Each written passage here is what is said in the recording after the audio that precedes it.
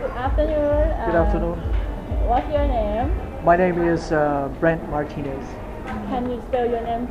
That's BRENT and then MARTINEZ. Okay.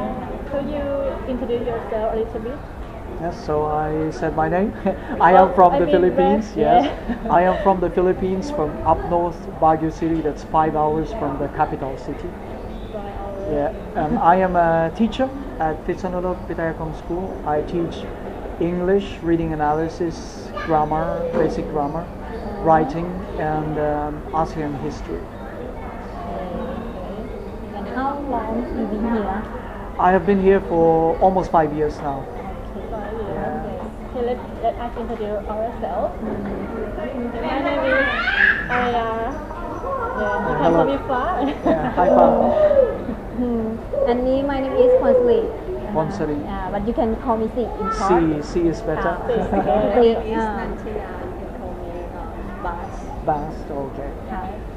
We are postgraduate students from the University English major. in Pittsburgh here, and we study in language and communication course, and we would like to interview you about the use of English with Thai that create communication problem. Sure, no Okay. problem. I will not create a communication problem. First question is, have you had the problems when you speak, when Thai speak with you? Yeah, the communication problem when I speak with Thai people. Yes. Yes, I have had several occasions, and most usually at school with my students. Like most of these problems are with understanding what they want to say. So we just resort to other means of communication when we cannot understand each other.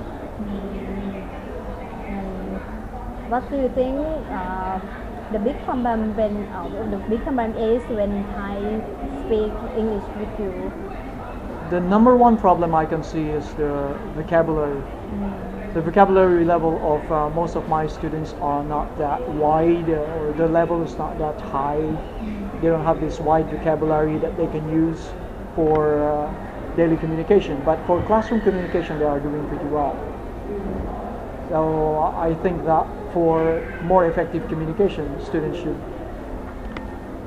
have more vocabulary or put more effort in memorizing and practicing to include more vocabulary in the speaking and writing.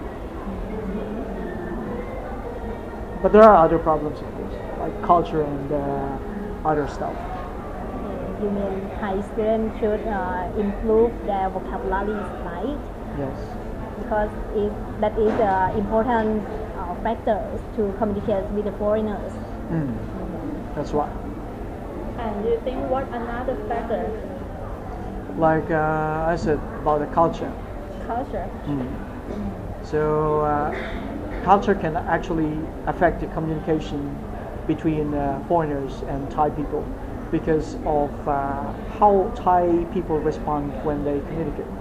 There are like certain rules that you have to do when you communicate with older people, younger ones, or in certain situations. So it can also affect that. And do you think what is the goal of communication between two languages?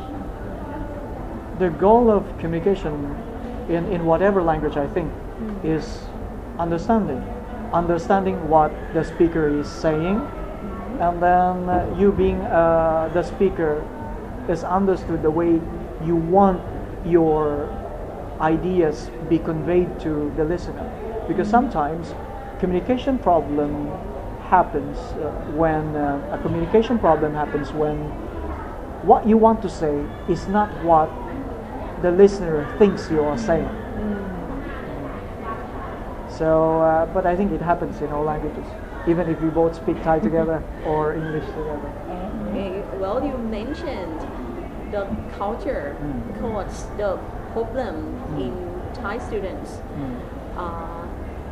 Do you think how the culture make the problem with Thai students? Oh yes, the culture affects, not really creates the problem, but affects the communication process, because most Thai students, they are a bit, not really a bit shy, but they are shy, and they are afraid to make mistakes.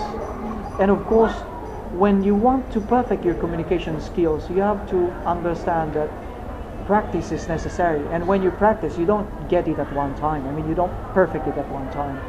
You don't get a clean way to express yourself in just 1 day or 2 days or a month or even a year. It takes a long time. Now, when students get embarrassed, they just shut their mouth like a cat. Say nothing. Cat, yeah, caught their tongue and not say anything. How do you practice your English skill? I just don't mind about the butterflies in the stomach.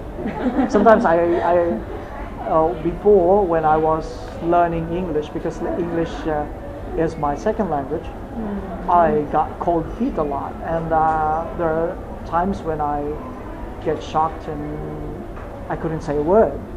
But my teachers used to motivate me, and they just say, okay, speak. And sometimes they even let me shout at the top of my lungs, and then I just shout to release the stress, because I think that learning a language is stressful.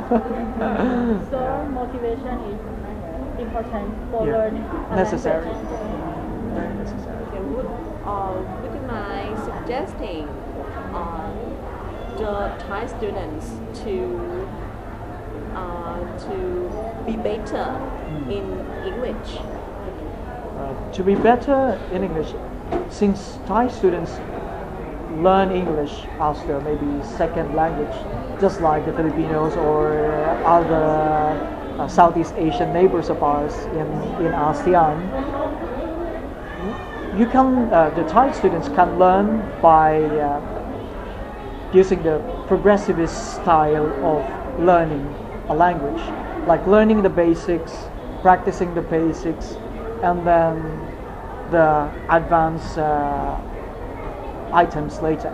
Because what I've seen here in Thailand is that I have some 16-year-old students, 15-year-old students who can't speak English, but they are in my class studying advanced level English. So if this is the case, it will just, it's not very effective, because if they don't learn the basics and then they learn the advanced or the intermediate, then it will just impede their growth, their faster growth, because they don't have the foundation.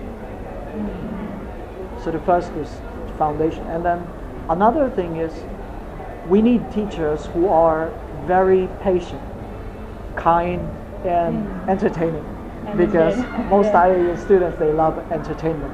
And I do believe that entertainment is also, it has a place and role in the learning of students, because if this is their learning style, then we can cater to the learning style and use this as an avenue to improve their skills. Okay, I'm so thankful for your help and for your time today for this interview.